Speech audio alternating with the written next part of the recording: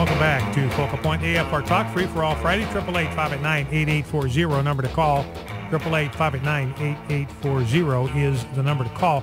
I don't know if you're aware of the latest crisis in our culture, but this is now even being covered by the Associated Press and ABC News, and that is this crisis of proportions, literally.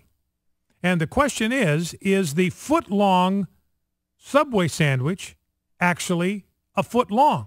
Maybe you've seen the stories about this. Guy's got a picture on his Facebook page of a Subway foot-long sandwich. It's only 11 inches long. This is a scandal. And the entire nation now is consumed with settling that question. And we will keep you abreast of that developing story, that crisis of dietary proportions. Now, I just played that clip from Christie. It's reprehensible, he says. Reprehensible to pull kids into this debate. They should not be used for props. Here, I want to give you some excerpts from videos that have been placed on the White House website. Talk about reprehensible use of kids as props. Christie, how about going after Barack Obama instead of the NRA? Let's listen. Dear President Obama, my name is Hannah. I am a third grader in school number 8. I just wanted to tell you that I feel really sad also. I feel terrible for the parents who lost their children. Mr. President, can we do something which will stop all of these terrible problems? After watching the news all day on Friday, one question popped in my head, and that question is, can we stop using guns? I think if there are no guns on the street, no one could get hurt. Bullets don't have eyes. It can hurt anyone. I am really scared of guns and criminals around the world. I love my country and I want everyone to be happy and safe. No guns, no guns, no guns, no guns. Thank you, Hannah. And the question is, what are the odds that she wrote that? I mean, that's the first thing that Rob said in my ear. She didn't write that. Remember that phrase in the middle? It just popped into my head. What third grader says popped into my head? That's not how third graders talk. A third grader's never said that in the history of civilization. Something popped into my head. So anyway, I'm guessing those were ghost-written letters, but shameless, reprehensible, degrading, demeaning, according to Christie, use of children by President Obama on the White House website. Now, one more comment on the healthcare situation. Let's go to clip 8. And this is the CEO of Whole Foods. Now, Whole Foods, man, these are the granola people. These are the people that eat the bark off of trees. They eat beetles. They eat locusts. They eat honey. The half of them are vegans and vegetarians. So the Whole Foods people, I mean, this is a liberal's dream, the way they approach dietary things. And John Mackey is the CEO there. And John Mackey this is back in December of 2009. This, to me, is the ideal health insurance plan. This is the ideal one. And I give credit to the granola and sandals crowd at Whole Foods, the Birkenstock and beetle nuts crowd at Whole Foods for doing this, because this is the way insurance, in my mind, ought to be done. This is the way it ought to be done everywhere. When I set up a nonprofit in Idaho, I set up this exact approach to healthcare. He's on with John Stossel, 2009, and here's what he said. We provide high-deductible, catastrophic health insurance for all of our full-time team members, which is about 89% of our team member base that works 30 hours or more. So 89% of his workforce work 30 hours a week or more.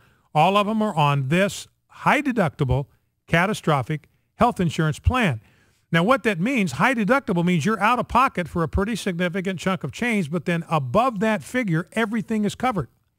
That's catastrophic. That's the purpose of insurance, is to cover you for a catastrophe. You get homeowners insurance, not so somebody can come and do a routine check on your air conditioner or come and change a light bulb for you. You have homeowners insurance in case a tree falls on your house. It's for catastrophes. You have collision and comprehensive insurance for your car, not so you can go get tune-ups and oil changes and have somebody put air in your tires. You have automobile insurance in case somebody runs into you at a stop sign. It's for catastrophic purposes. And there at Whole Foods, their high deductible was about $2,500. That meant the employees had to cover up to $2,500 out of pocket. Then the company picks up the cost above that. So you have a major health event. You will have to come up with $2,500 out of your own pocket. And there's the incentive, ladies and gentlemen, to behave. There's the incentive to floss your teeth. There's the incentive to stay in shape. There's your incentive not to overeat. Because if you get yourself into some kind of health problem, you're out of pocket $2,500. That's a pretty powerful incentive. But notice this. He says, we also created personal wellness accounts where we deposit up to $1,800 into a team member's account so they can pay for their deductibles that way. Any money they don't use, and in any 1 year, 90% of our team members make no health care claims at all in a year. The money they don't use rolls over to the next year so they can use it when they need it. So over time, more and more dollars build up in their accounts so that their deductible is paid for, as well as any other types of wellness programs that may not be covered, like acupuncture or chiropractor. So we don't cover acupuncture. We don't cover chiropractor. But because we can save so much money as a company with these high deductible catastrophic plans, we are plowing the differential into a wellness account, basically a health savings account, that has their name on it. It's got their name on it. $1,800 a year goes into that. If they don't use it, they keep it. And he said 90% of the people that are on our plan make no health claims in a given year at all. That means that $1,800 sits there in their saving account. It's their money. It's got their name on it. They don't use it. They get to keep it. They don't lose it. It doesn't go back to the company. It's in an account with their name on it. So the next year, they get another $1,800 deposited in. Now they've got $3,600 deposited by the company into their health savings account. Once the deductible, it's $2,300. So in the space of a year and a half, they've got all the money they need to cover the deductible for a major health event. And if they want to go to the acupuncturist, they want to go to the chiropractor, they can do it. Now, here is what Jonathan Alter of Newsweek said about Whole Foods, and this was his analysis of what this CEO has done to his poor, put-upon workers. You know, as Warren Buffett or some of his fellow CEOs who are a little more enlightened might tell him, the only reason that Whole Foods or Whole Paycheck, as it's sometimes called by those who are a little here in New York, that's what they call it. The only reason that they have been able to be so successful is because they're operating in a country, this country, where they get all kinds of public services, whether it's, you know, the good roads that lead to the Whole Foods near where I live, or, you know, all of the other things that make a society work. And these guys just are oblivious to that, and they don't get it, and they don't get that they do have certain social responsibilities. So they have a kind of a we're all in it for ourselves ethic, which is totally contrary to the ethic that he's using to make millions of dollars at Whole Foods. It's a crunchy, you know, earth tone ethic that they have in those stores. Why wouldn't he want his employees to have the best health care? According to Glassdoor.com, the average Whole Foods cashier makes an average of $10.31 an hour. Without Obamacare, what hope do these folks have? Well, yeah, he's kind of throwing them to the wolves. So that's the attitude on the left. This is an ideal health care plan. This is the best health care plan, frankly, ladies and gentlemen, in the country. If I could wave a magic wand and do one thing to solve the health care problem, this would be it.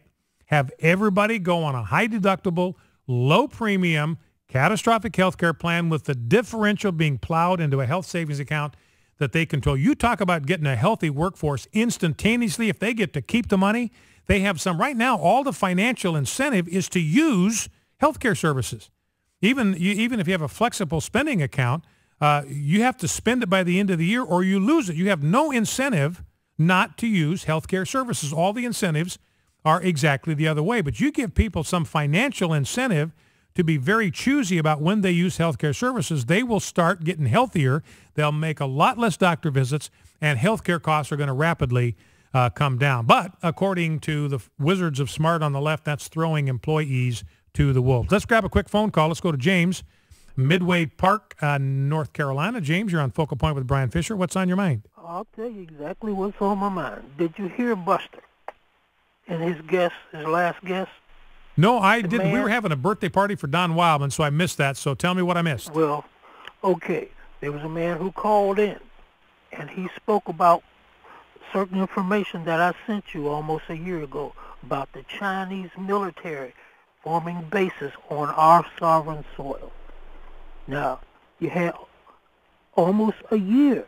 I gave you information that our own government has been giving foreign military our bases free of charge. They ain't paying 1 cent, and the American people been paying for this garbage.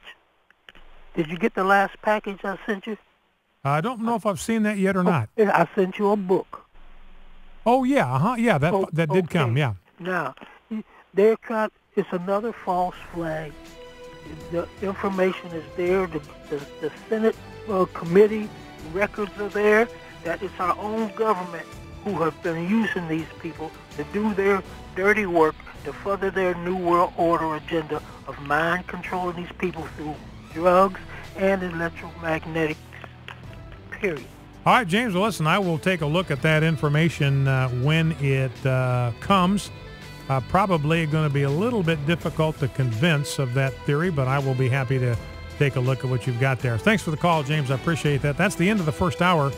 Focal Point on AFR Talk. When we come back, next hour, we'll talk to Rick Shaftan, who is a pollster and media consultant, about what happened in 2012 and what the Republican Party ought to do going forward. And then, bottom of the next hour, we're going to invite you to call in and tell Don Wildman what you appreciate about him and the legacy of the American Family Association. Back in 5. American Family Radio, AFR Talk. Often we hear